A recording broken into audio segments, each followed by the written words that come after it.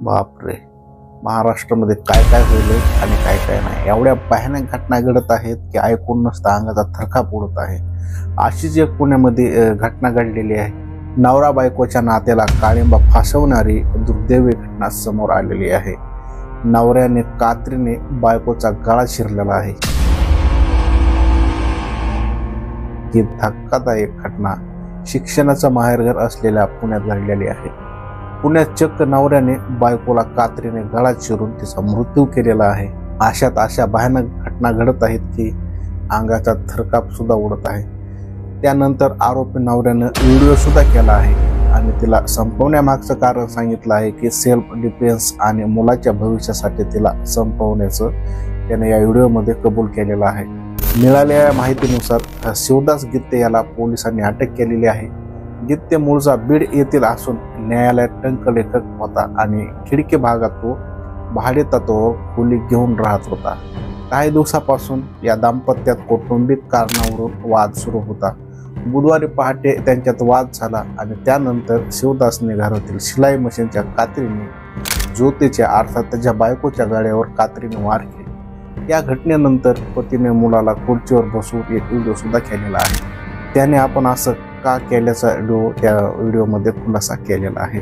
त्या व्हिडिओमध्ये तो म्हणत होता, लक्ष्मी होती ती माझ्यासाठी, मला मारायचा प्रयत्न केला, हे मला उशिरा कळालं, तिचे लक्षण बरोबर नव्हते, मी काय करणार, मी माणूसच आहे, मला स्वतःचं संरक्षण करण्यासाठी तिचं वाईट करायची वेळ आली, मला मारायचं नव्हतं किंवा माझी इच्छा नव्हती की ती मरावं म्हणून, ती लक्ष्मी होती, एका पोराला जन्म दिला, आई होण्याचं भाग्य होतं, ही मला मारण्याचा प्रयत्न करते, एक जिंदाल बाई होती, तिचे भाऊ तो पांडुरंग आगाव सानप माझा मेहुणा, त्यांनी लय शाळा केलेली आहे, आमच्या गावातलं बी एक खरं आहे, त्यांनीही मला मारण्याचा प्रयत्न केला, तेही यामध्ये सामील असेल असा आरोप त्यांनी केलेला आहे। मला त्याच्यामुळे माझ्या संरक्षणासाठी तिला मारावं लागलं, मला नाईलाज होता, माझ्यासमोर कोणता पर्याय ठेवला नव्हता, माझा नाईलाज होता, माझ्यासमोर कोणताच पर्याय ठेवला नव्हता, मला त्यांनी मारून टाकायला भाग पाडलं, मला त्यांनी मारून टाकायचा प्रयत्न केला होता।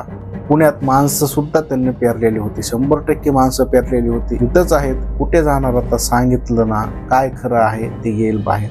कामाला कुठे जात होती, साफसफाई करायला जायच्या नावाखाली नियोजन करत होती, या लेकराचा काय गुन्हा, एवढंच वासरू आईने जन्म दिला, या लेकराचा काय गुन्हा, नाईलाजास्तव करावं लागलं, मला काय करू आता, नरडं कोरडं पडलंय, माझं स्वतःचं नरडं कोरडं पडलंय, मला अजिबात मारायची इच्छा नव्हती, असं सुद्धा या आरोपीनं म्हटलेलं आहे। माझा कधीच वाईट हेतू नव्हता, तिनं वेळ आणली, तिने जर असं केलं नसतं तर त्याचा सुगावा लागला असता, कळलंच असतं कधी ना कधी येईल ना समोर, मी हे वाईट हेतून कधीच केलं नाही, स्वतःच्या संरक्षणासाठी अशी वेळ माझ्यावर आली, मी एवढंच बोलू शकतो। या बाईनं मजबूर केलं मला, माझा साडू, त्याच्या विरुद्ध खूप गुन्हे आहेत, त्याने खूप सारे माणसं मारून टाकले आहेत, एकनाथ वाडे गाव आहे, त्यांचं सगळं गुंड लोक आहेत, बेकार लोक आहेत, माझ्या जीवावर उठलेले आहेत, मी तिला सांभाळलं असतं पण तिने हे करायला भाग पाडलं, काय बोलणार आता, हे करावं अशी माझी इच्छा नव्हती, त्या बाईनं मला हे करायला मजबूर केलं, यात माझा साडू मेहुणा यांच्यासोबत मिळून मला मारण्याचा प्लॅन देखील केला होता।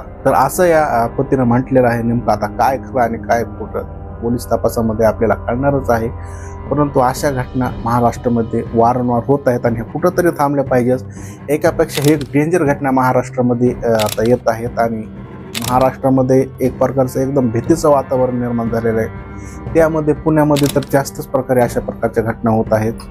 कोयता गँग, कुणी कोयत्यानं डायरेक्ट भर रस्त्यात कापायले, नेमकं काय घटना व्हायल्यात आणि इथून पुढे कशा घटना होतील यावर मात्र सरकारने एक कडक कारवाई करावी आणि मोठा कायदा निर्माण करण्यात यावा आणि असल्या नराधमांना म्हणा किंवा असल्या आरोपींना लवकरात लवकर फाशी व्हावी किंवा यांच्यावरचे योग्य कारवाई करता येईल ती कारवाई करण्यात यावी आणि अशा घटनेपासून तुम्ही सुद्धा सावध राहा आणि सतर्क राहा। तेव्हा पुन्हा भेटूया पुढच्या व्हिडिओमध्ये, तोपर्यंत जय हिंद।